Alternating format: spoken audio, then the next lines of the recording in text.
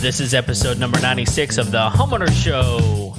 Whether you're DIY or looking to hire, we're here to help you find the best information and options for you and your home. My name is Kevin Hackett, and here with me is Craig Williams. Hello, and welcome to the Homeowners Show. We're glad that you could join us for this special episode of the Homeowners Show. It's late at night when we're recording this one, so I'm especially socially lubricated. How are you, Kevin? I don't know what to say to that. But yeah, it's late. It has been a long day for me, but I tell you what, this is going to be a good episode. It is going to be a good episode. No doubt. A little saucy. Yeah. Well, whenever we have the topic that we're going to be talking about late at night, it is what it is. But how you doing, man? I'm doing pretty good, man. We've had some interesting things happen around the Williams household. Yeah. What do you mean by that? Well, one of the things from my past that will pop up from time to time is my history in the culinary arts, vis-a-vis a catering business that we ran for a while. Yeah, and I'll just tell you, if people out there don't know, you're a really good cook. Well, thank you. And I mean, I profess to be a very good grill master, smoke person, right? Not like of the pipe. The peace pipe, okay, but of the grill smoking. You can do both at the same time. It's fine. I mean, I've been told, but never partaken. No, okay. But I do enjoy that. But you're a very good cook all the way around, which is why I will always be right about everything in the kitchen, including the kitchen sink. Well, that's not true, according to Facebook. But what? Anytime you have to say to prove your point, according to Facebook. Well, you were according to Wikipedia. I think you've automatically discredited your entire point. So, and here we go. So back to your original point: culinary arts and my history business. Yeah. So basically, we ran a very specialized catering business. My dad owns I think it's a 1863 Weber chuck wagon. It's legit. It is extremely legit. It's such a cool piece. And we would do authentic cowboy cookery out of the chuck wagon. So everything in cast iron, everything on open fire. Like we did like a really big event one time for like Warner Ladders. We did several events, lots of weddings, several restaurants, especially around rodeo season, wants the wagon just to be there. Yeah. But I mean, just to be really brutally honest, it's a pain in the butt to haul that thing around. Well, it's in a 16-foot enclosed trailer, right? Yeah, it's a 20-foot enclosed trailer. Okay, 20 foot. Yeah. So it's even bigger than that. So it's kind of like it's taken apart. Right? Yeah. I mean, you have to put it together every time. Well, no, we don't have to put the wagon together.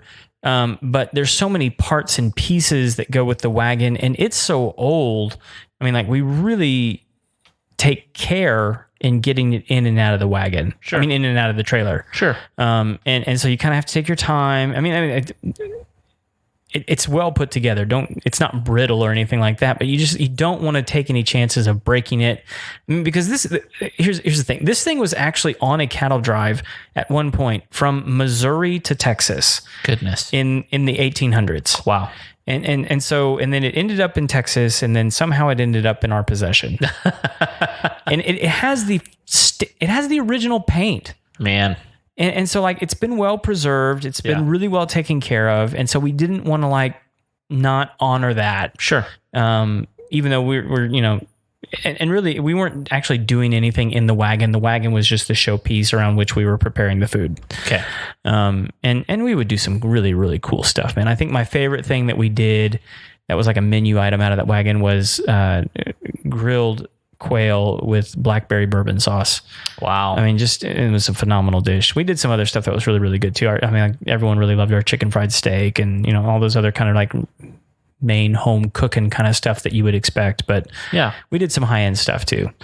So anyway, we've ceased, and it's not that we couldn't, build a legit business off of that. It would have been really easy. It's just a lot of work. Yeah. That you have to be present for, and you really don't want to trust this thing to anybody else to take care of. Right. So we really haven't used it in a couple of years regularly. We busted out for regular events when people forked over the right amount of cash. So there was an opportunity that came up. I think it's the Flying W Ranch, and I'm sorry if I'm getting this completely wrong, you wonderful people in Colorado. But there's this place in Colorado, and I think it's the Flying W Ranch. Maybe you can look it up or something.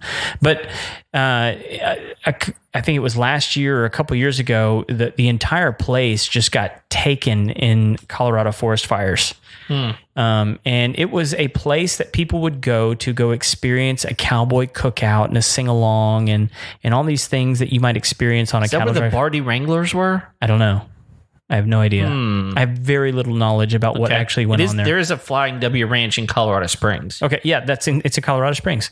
So anyway, if they're singers, then yeah, it's probably them. Okay. Well, due to COVID-19, their reopening has been moved to Friday, July 10th.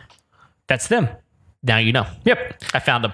So it's flyingw.com, by the way. Okay. FlyingW.com, shout out. There you go. Anyway, so here's what's going on. When the forest fires happened, they lost everything. One of the things that they lost was their chuck wagon. Oh, man. And the lady who now has the Flying W Ranch went to high school with my mom. And they were friends on Facebook, and she'd seen a couple pictures of the chuck wagon, and she reached out and said, hey, is there any chance you guys might be interested in, having the chuck wagon be a, semi-permanent fixture here at the ranch? Because we lost ours. It went down in flames.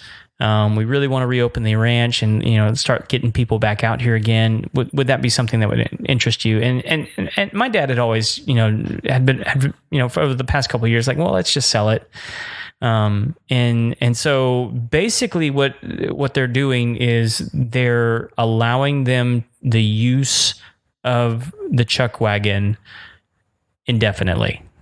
Really? So it is being moved. Yes. To the Flying W. To the Flying W. Interesting. To be used at their jamboree or whatever it is that they have. Cool. There. They have like a big meal and a show and things like that. And that's so just so you know, that's very similar to what the Bardi Wrangler chuck wagon thing is, but I just looked it up. The Bardi Wranglers are in Durango. Okay. So it's a similar type of thing, only the Flying W is in Colorado Springs. Right. Bardi, they're in Durango. Okay. So forget Durango, go to Colorado Springs. That's right, because that is where the Homeowners Show chuck wagon is. That's even right. though it is the Williams chuck wagon. That's right. I'm calling it the Homeowners Show chuck wagon. You can go see the Homeowner Show chuck wagon. It's the 1863 Weber. Nice. It's a really cool wagon. I don't know if they're going to use everything from it, but it has like a 40-foot fly. Wow. That has all cedar posts. You got to be a really tall dude to have a 40-foot fly. Just saying. That's right. That's just a crotch. I know. So, yeah, anyway, it's gonna go live out there now. Cool. And it's gonna be part of the history. And apparently the Flying W was like a working ranch for years and years and years and years. And it's just part of Colorado history now. And so we're stoked that it's gonna be part of that heritage now in moving on down the line and helping rehabilitate, what's going on in Colorado. I mean, like in similar news, like my aunt and uncle have a place out in Colorado near Durango that almost burned to the ground recently. Really? They got some really bad forest fires out there. And like she was literally posting live video. That's right. On Facebook. And you could she was standing on her porch and it's like, there's the forest fire right there. It's fixing to come get the house. Yeah, I saw it. It's unbelievable. Yeah. And they were staying on the property because they, cultivate turkeys and elk and all these things. That's primarily what their place is used for, is for people to come and hunt. Yeah. And have, unique outdoor experiences. And man, they about lost everything. Man. So, Crazy. which is just, I mean, like, goofy burning laws in weird hippie states. So it's just a beef of mine, man. I mean, like, it's so stupid because, I mean, like, you can talk to any people from indigenous peoples groups, and they used to do massive burnings to keep that kind of thing from happening. Sure. And now we've developed this weird Smokey the Bear culture where, like, granted, most morons don't need to be setting fires in the forest. True. Controlled burns are a completely different thing, and those are just aren't allowed. Right. And it causes these stupid wildfires. Yeah. So, It doesn't take much for that to happen. no, once it gets going, it's almost impossible to stop. Right. And like in one of my aunt's videos, you can watch like a fleet of helicopters trying to dump water on this stuff, and it doesn't do anything. No. Nothing. No, It's crazy. it's infuriating. Yeah, and I've been backpacking in Colorado a lot in my life, and it's always kind of this weird deal of like, are we under a burn ban? Are we not under a burn ban? Like, can I have a fire? Can I not have a fire? All of those sorts of things, and which I understand because it's typically people like me who come to Colorado as a foreigner, so to speak,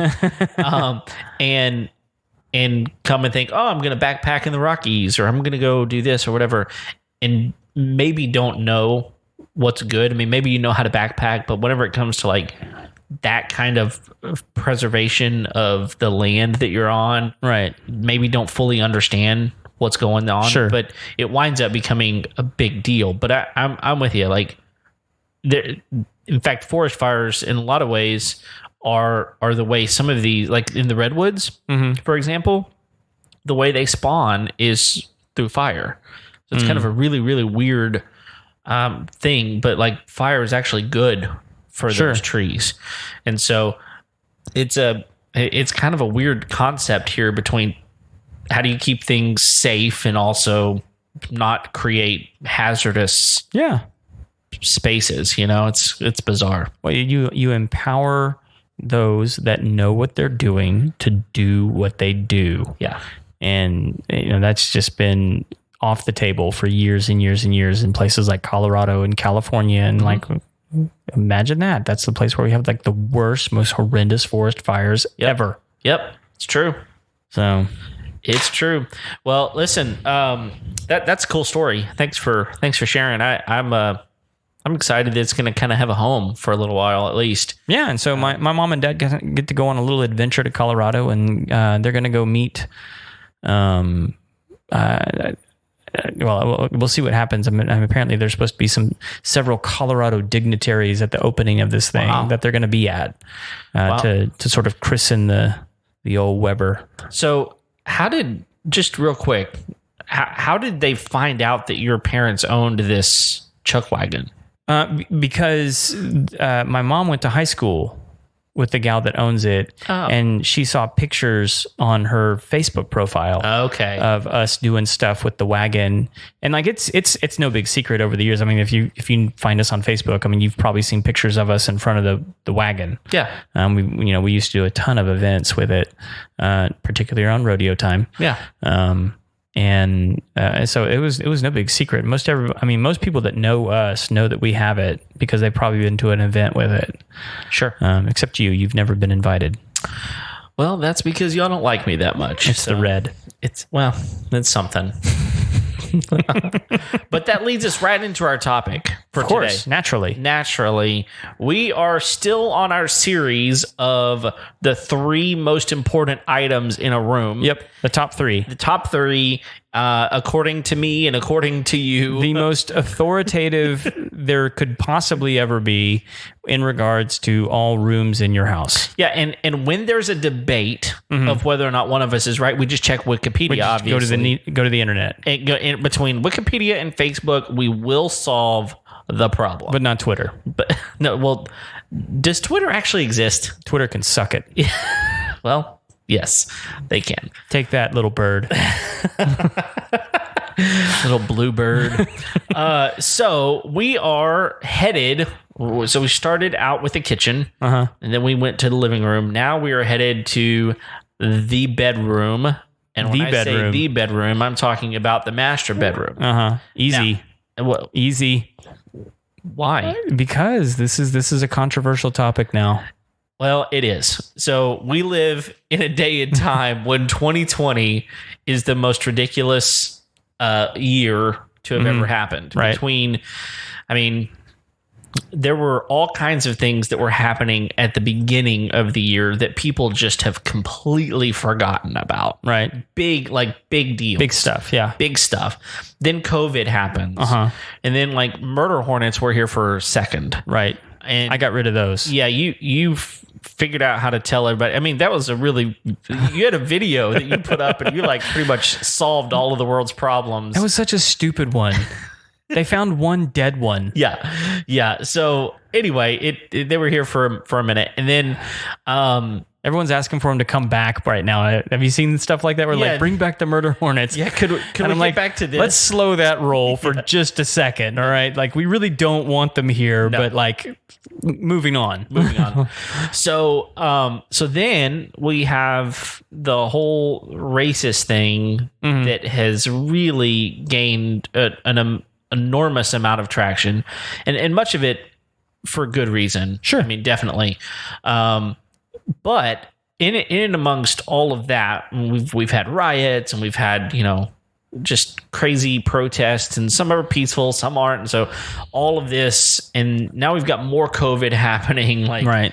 But in and amongst all, don't forget, I don't know if you saw the story, meth gators. I did not see the story. You haven't seen about meth gators? No, I did not see. This is like my favorite 2020 thing yet. Okay. And I need to go back and read the actual article. I'm guessing it's in Florida. That's where most of the gators are. Yeah. But apparently because there's been so many raids, people have flushed so much meth down the toilet that the gators have begun consuming the meth, and they're now a more enraged and aggressive gator than they were before. And so now we have murder gators. The murder gators. The meth murder gators. So there actually was like an actual news story about this, and goodness, I just remember seeing like a meme about this where like the guy's doing like the what do you call it when everybody puts the money in the pool?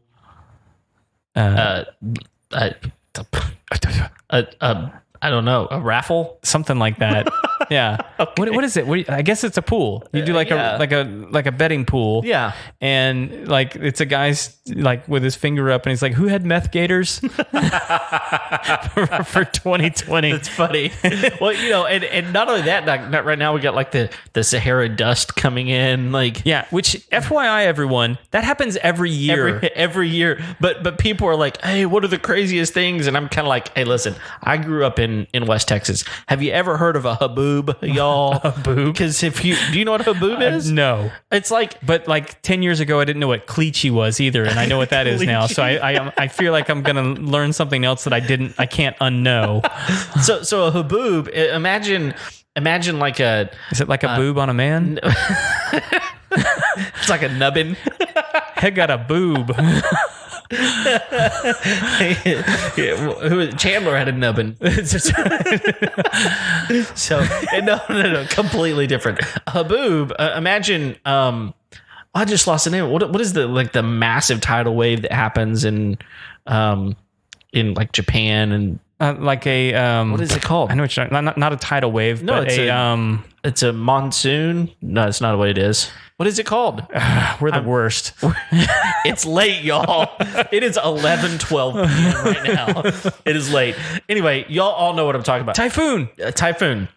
There you go. All right, so imagine that, but a dust storm. Right. It's like this massive cloud of dust that you can see just coming, and it's like 1,000,000 miles tall is what it feels like. Right. And it just sweeps over the city. It is crazy. You need to go. And the best thing Google. They could come up with was haboob. People in West Texas are crazy. All right. I love them, but they're crazy. Got your mojo and your haboobs and your cleachy pit.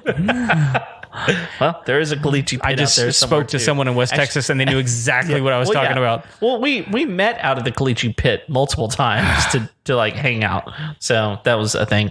But anyway, anyway, back to the topic at hand.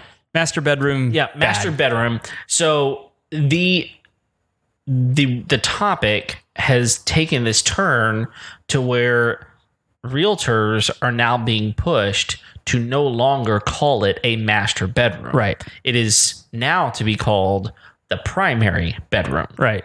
And so we're Craig and I are not here right now to debate whether or not this is right, wrong, or just another turn that we're taking at the moment. But if you want to do so, you can always hit us up on Twitter. Right. Yeah. Good luck, because I'll tell you what we won't do. We won't interact with you through Twitter. You can interact with yourselves, but we will not be there interacting with you. But it's just it's an interesting thing, right? Yeah. But Well, and I think it's not just real estate agents. Like I think they're pushing a lot of the listing sources to do this. I mean, when you think about like the Zulias and the Trulia, not Zulia, Trulia, Zulily, right? Realtor, whatever, yeah, like Redfin, yeah, all those places to like stop having that as an option, yeah, on the listing, right?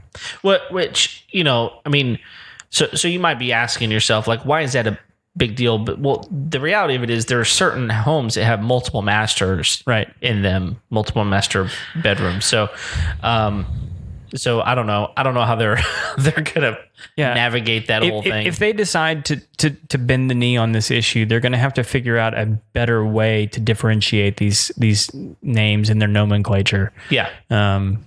So anyway, not here to debate it. We're just gonna kind of call it what it's always been called up until like last week, right? The master bedroom. So we're going with that. If we're wrong, people, we're sorry. We formally apologize before we ever start. I don't apologize for nothing. Okay. Well, there was that one time when if you didn't apologize, I'm not apologizing for anything in this episode. Okay. All right. Yet. Yeah, fair enough. Give me time. If I make Kevin cry, then you might get an apology out of me. Off air. Yeah. It will not be recorded. So, you want to go first? You want me to go first? And we're going to, are these in order? Because I don't really have an order of mine. Yeah, we have to go in order. We have to go in order. They have to be like the worst to the best. Okay. Well, like our worst top, it's like our number 3 down to number 1. Okay. Well, then in that case, you get to go first, because I got a number mine in my head about which is the most important. All right. So my number 3 is going to be a high quality fan. Oh yeah, that's a good one. Yeah, for sure. And like I say high quality fan because in my bedroom, in my master bedroom, we don't have any ceiling fans. Yeah, if you don't have a ceiling fan in your bedroom, that's tough. Sure. But there's ways around this. Obviously. And so we actually have a remote. Certainly. We have a remote control oscillating, really cool fan. Okay. Is it a Dyson? No. Okay. I think it's Lasco. Okay. Oh yeah. I think. Yeah. We've had it for a number of years now. It's been a great fan. And I will probably end up upgrading later on to actually wall mounted. And so part of the reason that we don't have a ceiling fan in our master bedroom is our ceilings are actually kind of low in our master bedroom. Right. Like even so low that even a ceiling hugger fan wouldn't really work. It's still pretty low. Right. And there's not much to attach it to. Okay. Because we have what do you call it? Beadboard ceilings. Yeah. In our master. But like having a high quality fan that can actually push air, because I like fans that like I can't actually feel the air moving when like I'm standing in front of it or near it, just annoy the bejesus out of me. I understand the concept behind the big A fans. Yeah. But they annoy me. because if I stand underneath them, I don't feel anything. Right. So I don't think that they're working. I know that they are. Yeah. I know that they are because otherwise they're the world's biggest ripoff. Oh yeah, because they're thousands of dollars. Yeah. I mean, like the big ones are like five Gs easy. They're ridiculous. But anyway, I like one I can stand in front of and actually feel the air moving. Sure. And I like an oscillating kind of a feel. But like a good ceiling fan would do the trick as well. Yeah. And in my kids' rooms, which is not the master bedroom, by the way, they have like a smaller fan. Okay. Like most ceiling fans have like, I forget what the inch on the span. Typically, aren't it like 42 inches, something like that? I think that could be totally true, and I'd never know if you were lying. Well, that's a number. Yeah, I know that. I know that there's 52-inch fans, but those are massive, and then there's like I think a 64-inch fan. Yeah, but I don't remember what like the standard. I think it's 40. You could be totally right. I think it's 42, but right. We're gonna go with that. Don't quote us. And then we're gonna go to Wikipedia. Yeah, and Facebook and find out what's right.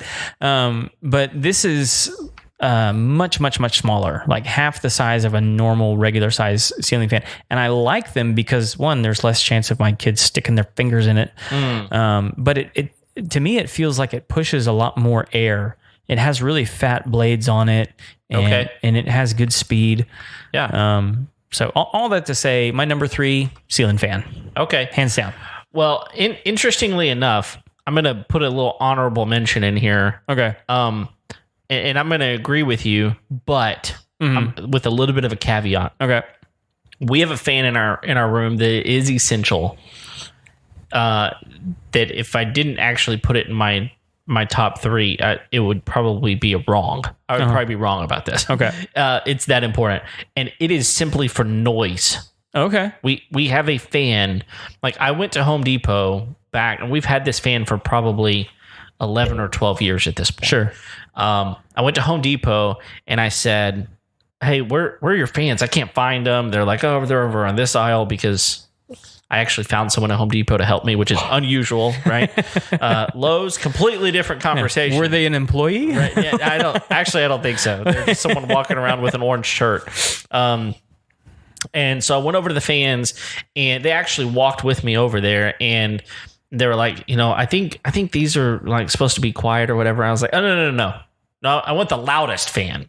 Which one's your loudest one? They were like, what are you talking about? I'm like, I just need noise. Yeah. So we have a fan that is in a corner, and it just kind of blends into the wall, and it is simply for noise. And so whenever we go like on vacation or to other people's houses, like we use the app on our phone, like the white noise app, just because we like sleeping with just a little bit of noise going on. Sure. So we have a fan, not a sound machine. We don't prefer those, although I realize that's what the app is, but we prefer kind of that natural wind sound. So as an honorable mention. There you go. All right. We actually use an Alexa Dot when we travel. In our room, we have like actually one of the full Echoes.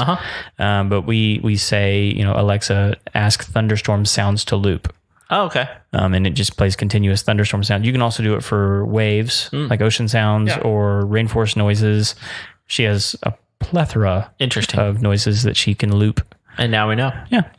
So, all right, my number 3. She might even have ceiling fan noises. I don't know. Well, they don't typically make too much noise unless it's like a... Is that what yours does? No, I'm just saying like some old ones, they might make... Okay. That sound. It's obviously similar to a horror movie. If that's what you're after, I mean, it's like whenever Jason is after you, I think that's the sound. You're trying to like dull the senses, is that? I guess. I don't know. All right, my number 3, big reveal. After all that, a lamp. A lamp. Yeah, because floor lamp, table lamp. What are we talking about here? I'm thinking like for me, it's a side table lamp. Okay. Like so we actually don't have a traditional side table, but we have like side drawers, kind of. It's like this 4-drawer chest, but it's small. Right. I mean, it's probably like 12 by 12 inch type of thing. But on each of our stands is a lamp. And so, for us, there's a lot of times when we're in our bedroom and we don't need full light going on, Right. for whatever reason. And a lot of times we'll turn the light off, we'll read, just by lamp light rather than have the big light. Because a lot of times for us, we like to lay down and read or do something, but still want some light going on, but we don't want the light glaring down on us from the ceiling. So lamp light just kind of gives us some ambient light. It's not as hard. The other thing is like we obviously our children go to bed quite a bit earlier than we do, but if we didn't have any lights on in our room, which our rooms are right next to our kids' room, our room is next to our kids' room, and so if it would be really dark, and so if we just flipped on the main light, it would be pretty bright. So at night we'll just turn those lights on, leave the room, and that way whenever we come in at night, there's still some light going on, but it's not like overpowering or anything. Do y'all leave it on while you sleep? No. But just like while our kids are asleep, instead of turning the main light on so that it's not so dark when we walk in a room, we'll just turn on one of our lamps. I gotcha. So okay. we just got some ambient light going on. So for us, a nightstand lamp is really important. Nice. Yeah. Are you using LEDs? Halogens. We got rocking in this lamp. So interestingly enough, just because it hasn't gone off, it hasn't burned out yet. My lamp currently has a CFL in it. Okay. And my wife's has an LED, but they're the warm white light, because anything other than that's a little bit bright. So. I was totally opposed to LEDs until just recently. Like I feel like they just got it right where it doesn't feel like a fluorescent. Yeah, well, part of it is they figured out how to change the color of them. Mm-hmm. I think for so long they were bright. Yeah. And so now that you can get, really, you've got three different options. You got the warm white, the cool light, and the daylight. Right. And of course, now there's all different. You can buy the bulbs. You can change color on an app. Right? Yeah. Which is pretty awesome. So yeah, they're doing a lot of things right. I mean, whenever you can take 120 or like 100 watt typical bulb and it's like 5 watts. Right. That's huge. I mean, the amount of money you were saving, you could leave that light on all day and not... Because it wasn't working for a while there to appeal to my humanity and say, but like, think of all the electricity that you're saving. I'm like, yeah, but it looks like crap in here. Oh, and they were $5,000. Right. It was like one LED bulb was like $20. I'm like, I'm not doing that. I'm not paying... So I'm going to save 49 cents on my electricity bill for this $20 bulb. No. Pass. Pass. But they figured some things out for sure. Have. Good on you, scientific guy or gal. All right, what's your number 2? My number 2 is I need an armchair in my bedroom. Oh. So, and my favorite chair in the entire house is actually in my bedroom. Really? Yeah. Okay. That's my favorite place. It's it's no knock on the rest of the furniture in my house, but it's like the one place I know that I can go and I can sit and I can typically be quiet, and read a good book and just chill. Yeah. I love having that armchair in my bedroom. It's a must have for me now. Now that I've had it. Yeah. And so I have a similar setup where like I have my armchair, a bookshelf right next to that. And I think we've talked before about how many bookshelves we have in the house, but then I have a hanging lamp next to that. And so it's just kind of like my little reading nook that I have in the master bedroom. It's just a big, leather armchair. Yeah. No recline function or anything like that. It has an ottoman. Yeah. With it, but like it's strictly for sitting and reading. Yeah, and you've got like a little interesting nook in your bedroom that really fits really nicely into. Yeah. So it makes sense. What else would you really do with that space other than make a little sitting area? But that's obviously become important on top of all that. So it's been a nice feature that we didn't. I mean, like honestly, we've never really had a bedroom big enough to have that. And once we kind of rearranged the furniture just right, it made space for that. And it's been a nice feature to have in there. It's almost like a smaller living room just for us. Yeah. And so that's been really nice. Sure. Okay. Cool. Well, my number 2 is going to be a floor length mirror. Oh, so like a full body mirror, something that whenever we're getting dressed, we can look and go, okay, this is going to be okay. So for us, what's the one that we have? So it's freestanding? Yes. Okay. The one we have is freestanding. My mother-in-law actually made it. Oh, cool. So yeah, it's really, really neat. She made it out of so the, I'm going to guess glass. well, there is some glass in there, but what she made the frame with is there was old basketball court.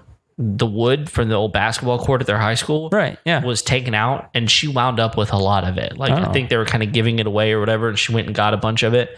And so we actually have multiple pieces in our house that she has made from the floor, some of that wood from this court. And so she made the frame out of it, and it's got a hinge with legs on the back of it, and then a piece of mirrored glass in it. And it's nothing fancy, but it matches our furniture because all of our furniture in our bedroom is black. Okay. And so she just painted it black. And for us, it's become one of those things that's like, I can imagine one of these days, like our daughter will probably want that mirror. Mm-hmm. Yeah. Because she'll remember it for forever and ever type of thing. And it's made really well. And so for us, it's actually a piece of furniture in the room. But it kind of takes a prominent place in a corner. Just kind of that's what that corner is for. Yeah. Which I know that probably kind of sounds weird to a lot of people, but for us it's nice. I mean, a lot of times in a bathroom, for example, in your master ensuite, whatever, you don't typically have a floor length mirror. So right. How are you going to see below your waist if you don't really know what you're looking at? So, yeah. Do you find you mismatch your shoes a lot there, Kev? My Chacos sometimes. I do every once in a while. You got multiple colors. Yeah. Right. Now I will tell you. Let's take a little sidebar for a second and talk about mirrors for just a minute. Okay. So I've done some mission trips before to like Central America, and I've been to Honduras a couple of times. I've been to a couple of different places actually, but so Honduras specifically is a place that sticks out to me because I remember at one point we were working in this kind of really, really remote village. Like it would take me a while to explain how remote this place is, but to walk to the nearest little place to get any groceries is a 3.5 hour walk one way. So it's a whole day journey just to kind of go to the grocery store to get groceries at all. Which is why they actually grow most of their food. Yeah. But we had a pickup, and we were kind of going in, and there were some little girls. They were probably my daughter's age, like 4 to 8 years old, somewhere around in there. And we told them to get it, hey, go ahead and get in the truck. We'll take you where we're going. And it was obvious the way they were giggling. They had never been in a vehicle before. Okay. I mean, think about that for a minute. They'd never been in a vehicle before. And then they saw the rearview mirror, and I don't think they'd ever seen what they look like. I mean, can you imagine? That's crazy. That they don't know what they look like because they've never seen a mirror, because they don't, I mean, this remote village just doesn't have that kind of thing. I mean, the reason we were there is to build latrines for them because they don't have a place to go to the bathroom. And so, I mean, that's how primitive they were living. And so just a bizarre thing to think that someone 8 years old and probably some of their parents have no idea what they look like. Isn't that bizarre? That's bizarre. Okay, well, sidebar. What's your number 2?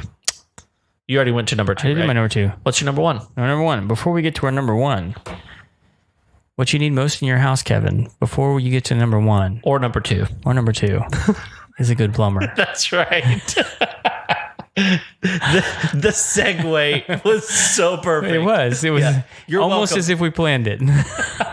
But Which, we didn't. those of you that know us know that we plan nothing. Nothing. That's right. Paul the plumber. Other than being partnered with great companies like Paul the Plumber, guys. That's right. If you need good plumbing service in your home, give Paul a call. Give Deborah a call at 832-521-3252. You can book them online. You can book them on Facebook and the ever famous virtual inspection. The most amazing thing ever invented. Yep. Well, close. Yeah. I mean, the technology that provides that is probably pretty amazing, but the fact that they leveraged it, Right. incredible. Well, it's just incredibly smart. Yeah. So if you haven't seen it yet, there's the logo.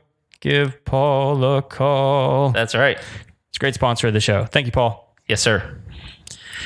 My number one. Am I going first? You're going first. So this is actually you just got to have a good mattress. At the end of the day, Yeah. you got to have a high quality mattress, and this is very close to home for me right now because I've been going to the chiropractor for the last 2 months because my back is all out of sorts, and we have determined that it has to do with my failing mattress. Okay. I have literally worn like a divot into this thing. Sure. And my chiropractor has literally written me a prescription for a new mattress. Oh my goodness. So the problem is we're not supposed to make any new purchases right now because we're actually in the middle of a refinance. And so, Whoops. so we're biding our time. I've been going to the chiropractor like every 14 days, and he's been adjusting me and getting me. I'm feeling a lot better. Thank you, Chad. If you're listening, you're amazing. You made me feel like a brand new human being.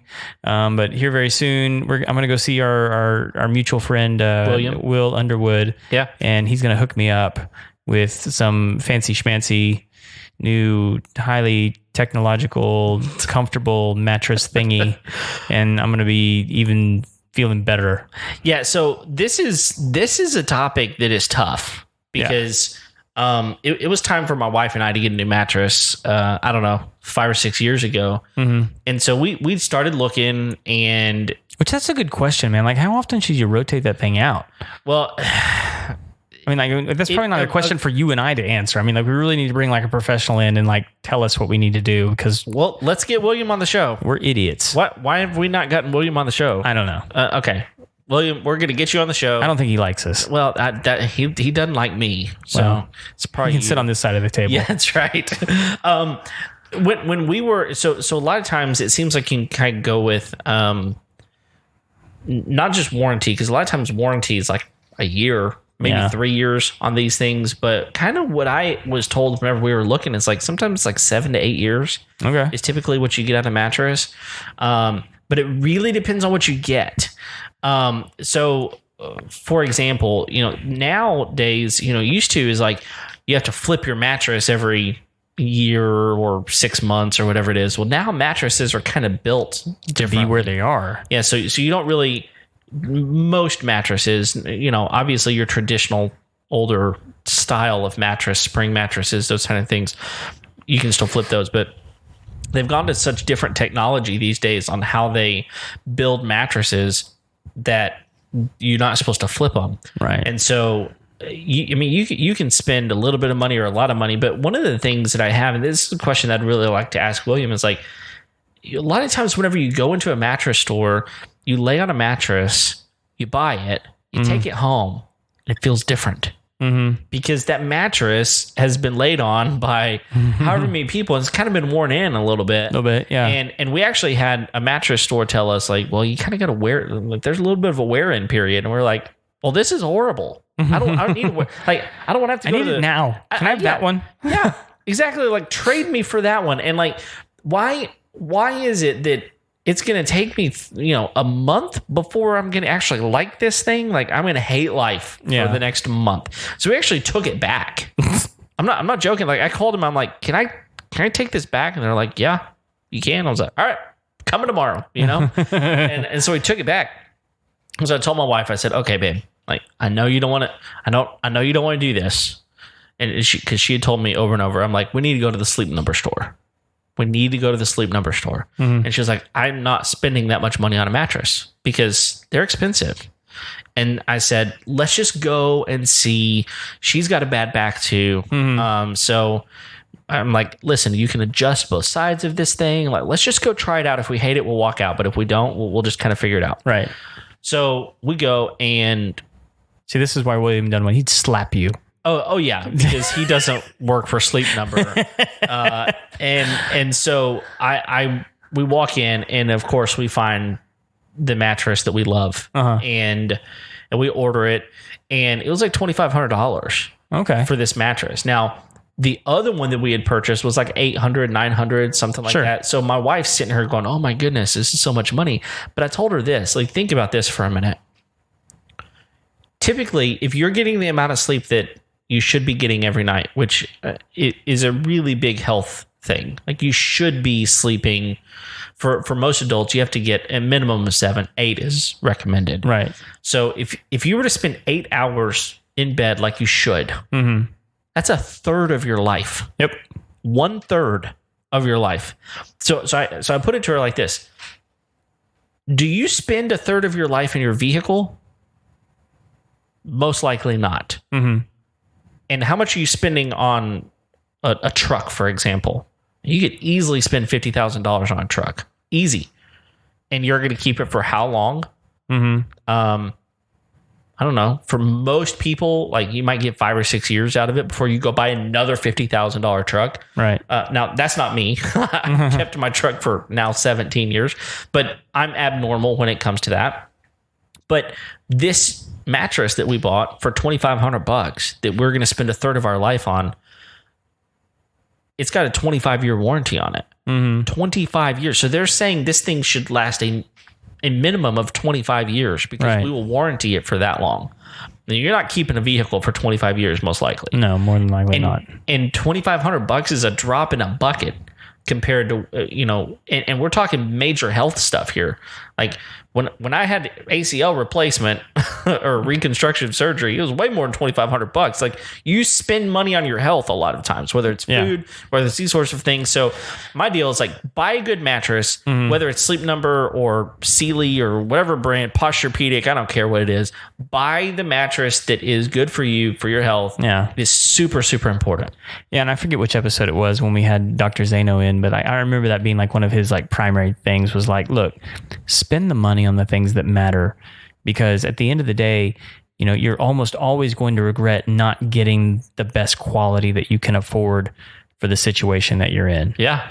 So anyway, I love that. Yeah. So, good stuff. We spent a lot of time talking about mattresses just now. Well, it's a worthwhile topic. Yeah. I have no idea which one I'm going to get right now. The one that I have, I've enjoyed for the time that we've had it. Yeah. But it's time for a new one. Sure. And so I'm keenly aware of how important that is in my bedroom right now. Yeah. Good stuff. So, all right. Number 1, Kev, what you got? Number 1, probably not on everybody's list, but for me, room darkening curtains. Oh. Yes. Now, this has been something that we've had in our house since we've been married, is we want a dark room. And it's interesting because my wife doesn't like pitch dark whenever she's sleeping. She likes to have, especially in our bathroom, she wants to be able to like go in there and see a little bit, Well, she doesn't like pitch black, but in the mornings, the sun comes in, and if you don't have some good, especially you also see a lot of windows across the back of the house. That's the other thing. We have an entire wall, like the long wall, whatever the dimensions of our room, the longer wall is completely windows. Yeah, and so now it faces west, so that helps, but still the sunlight's going to come in, right? And without room darkening curtains, it would be a nightmare to try to sleep past like 6. Now, are those curtains that you guys bought, or did you make them? No, we bought them. Okay.